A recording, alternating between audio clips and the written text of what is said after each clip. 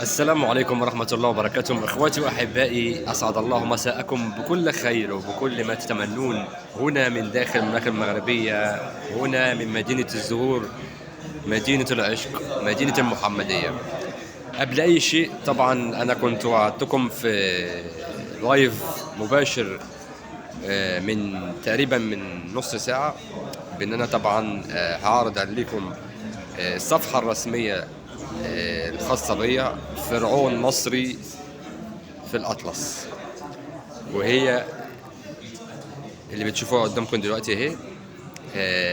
اخواتي واحبائي، اللي حابب ينضم ويشترك ويشرفني من اهل المملكه المغربيه، وطبعا كنت وعدتكم بان انا هعرض عليكم فيديو لاصحاب العقول الراقيه، الناس الواعيه، الناس الاحرار، محبين ومعجبين المملكه المغربيه زي وغيري آلاف كتير مؤلفة، عارفين ومتأكدين بأحقية المملكة المغربية والمنتخب المغربي لكأس الأمم الأفريقية المغرب 2025.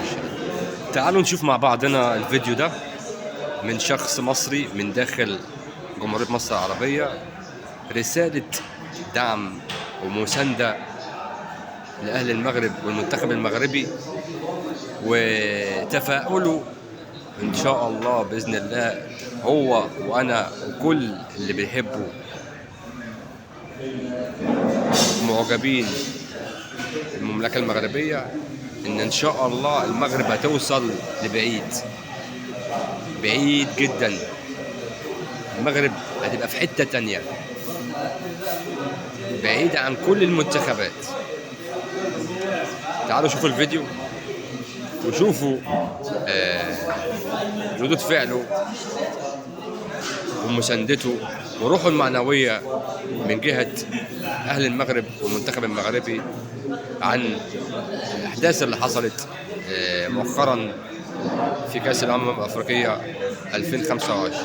اتفضلوا معايا شوفوا الفيديو إن شاء الله يعجبكم. كلمتين صغيرين لأهلنا في المغرب: افرحوا بالبطولة وما يهمكوش أي كلام وأي حد بيبقى زعلان والكلام ده، واستمروا في المشروع بتاعكم لآخرته إن شاء الله تتوج بكأس العالم القادمة أو بعد القادمة، وأراهن أي حد على الموضوع ده. اوعوا تتهزوا بأي حد زعلان أو شمتان أو الكلام ده كله. المغرب ماشية صح وبتعمل مشروع مظبوط، وكل النتائج في الآخر هتكون إيجابية.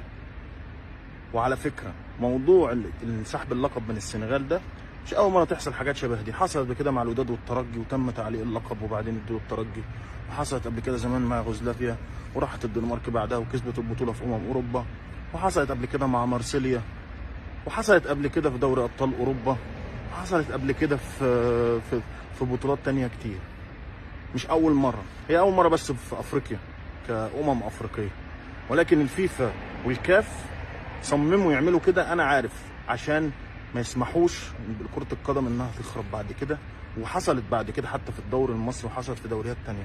هم مش عايزين الموضوع يتكرر، بيقضوا على الفكرة عموما اللي زي دي. فما تتهزوش للتفاصيل دي وكملوا في المشروع. انا بقول لكم كاس العالم قريب جدا من المغرب باللعيبه المهاريه مع المدربين الشاطرين جدا والمحترمين جدا، وهبي والركراكي وسكتاوي، وان شاء الله كاس العالم قريب جدا من المغرب. حبيت بس اقول الكلمتين دول عشان المغاربه يعني يقتنعوا بداخلهم اكتر. انا عارف ان هم مقتنعين وهم الشعب كله عنده مشروع ماشي عليه، بس انا باكد على النقطه دي عشان لا ييأسوا ولا يتهزوا من كل اللي بيحصل، ويستمروا. وان شاء الله التتويج قريب بكاس العالم وانجازات كبيره جدا في كاس العالم عن قريب ان شاء الله للمغرب. انا بالنسبه لي كمصري اتمنى منتخب مصر يوصل لمكانه منتخب المغرب دلوقتي واكتر، ولكن انا بتكلم عن المغرب وكل ثقه في المغرب لان عارف ان هم ماشيين صح.